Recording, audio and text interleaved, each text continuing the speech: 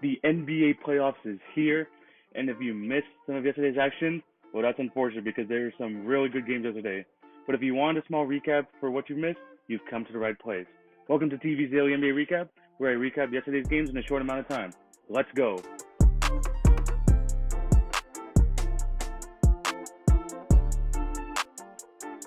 The first game on the schedule yesterday was the 3-6 matchup in the West.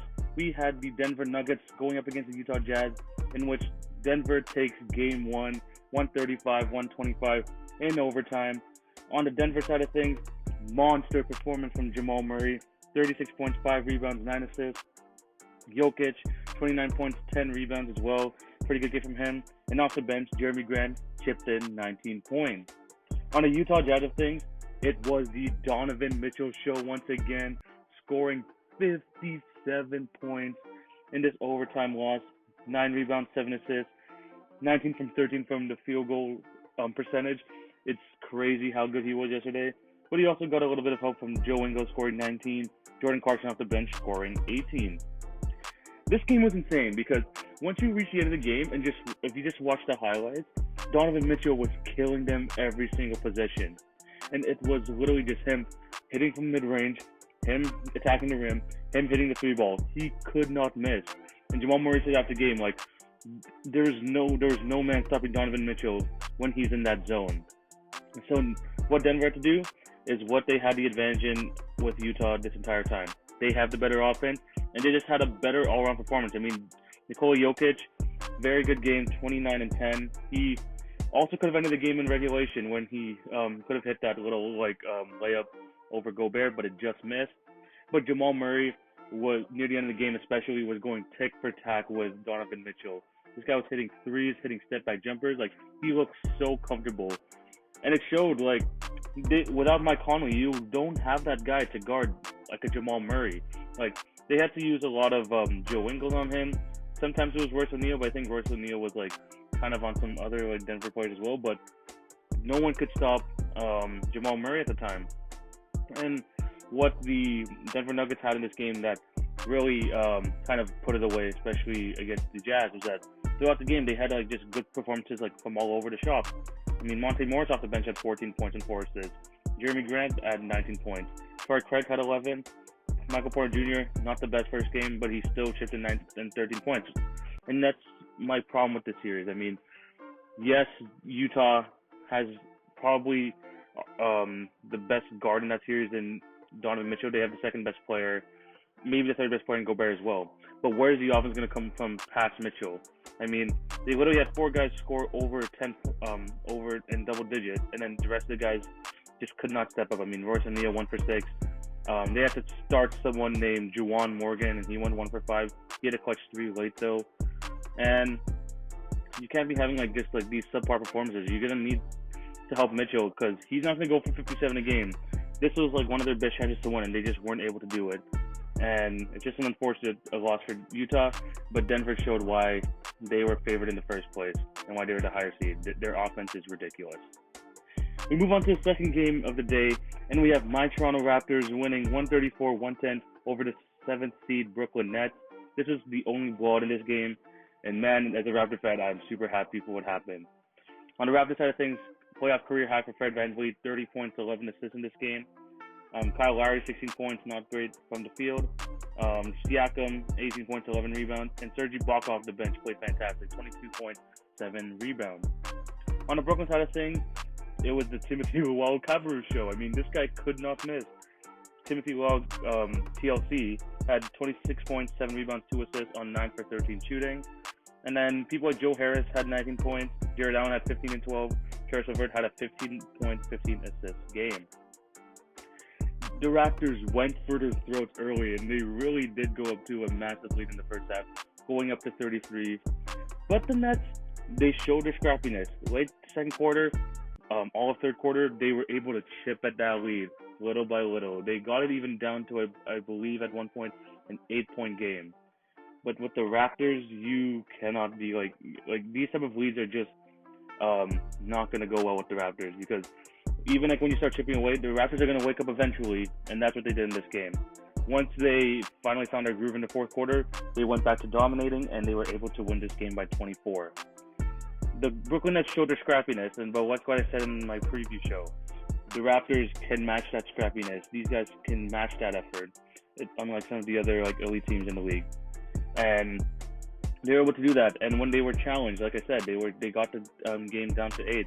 People like Fred VanVleet were hitting big shots. People like Serge Ibaka were hitting big shots. Even Terrence Davis, who was honestly the difference maker in that fourth quarter, who kind of changed the energy around for them and actually got them some big buckets. That was massive. And the Raptors just could not miss from 3. 50% from the three-point line, 22 points.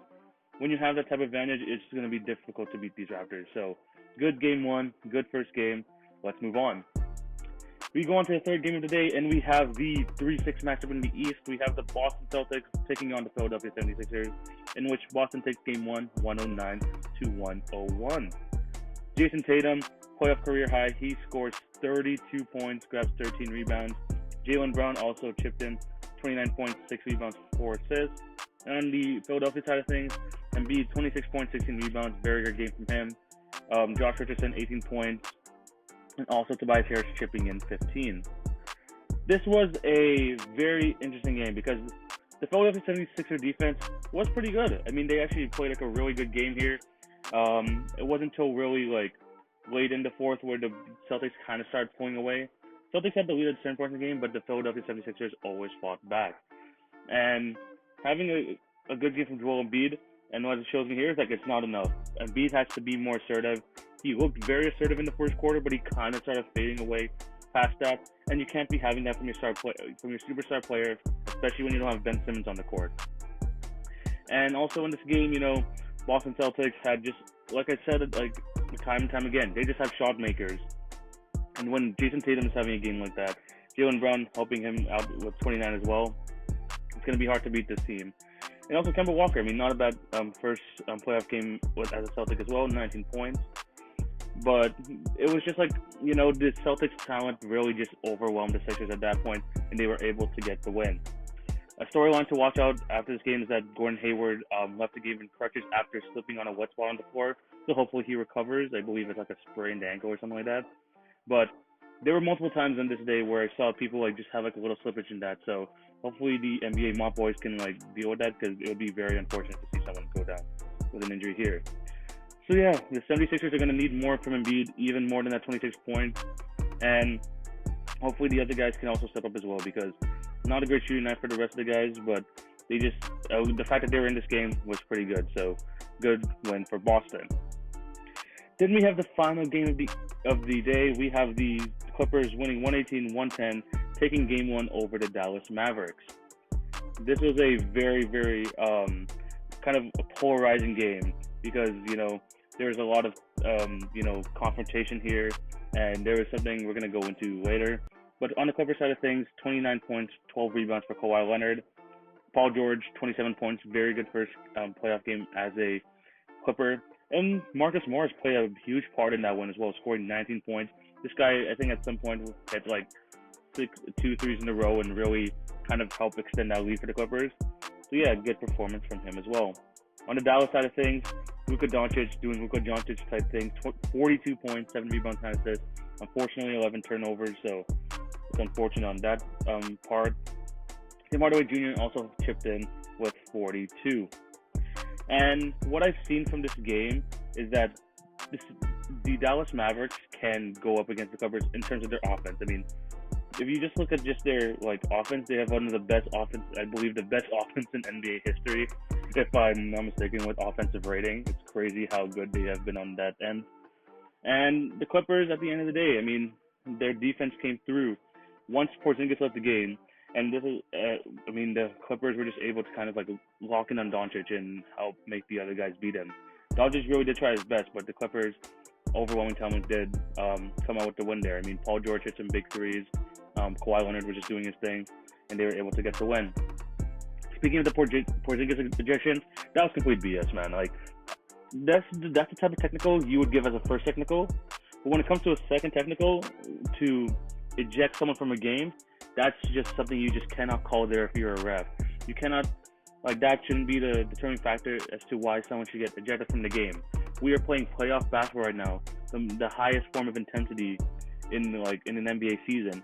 And these guys are just like getting into it. I mean, Marcus Morris was initiating, some trash talk with Luka Doncic, and Kristaps was just sticking up for his guy. And honestly, like the fact that Kristaps even got booked there was so bad. Look, and that really did change the game around because Porzingis was having a good game. This guy was scoring 14 points, and I honestly think that if he did stay in that game, Dallas was gonna be able to take game one because of that the Kristaps dynamic. But they're just, it's an unfortunate event there. Kristaps said after the game that he has to be better at that, but also the refs caught a no time and place, man. They just got a no time and place, and this type of stuff is gonna happen in the playoffs, and you can't just be like ejecting guys all willy-nilly here. I mean, we want to see the best players on the court and stuff like that, and that like type of technical honestly just makes the NBA look soft. So hopefully we don't see more of that, and hopefully the Dallas can bounce back from this. But good win from the Clippers. Thank you guys for listening to this recap. If you're watching this on YouTube, like, share, and subscribe, all that good stuff, and also turn on post video notifications if you would like. And if you're on IGTV, please leave a follow, leave a like, drop a comment. Which was your favorite game in the bubble so far? So yeah, thank you guys for listening. Hope you all have a great day. Take it easy, y'all.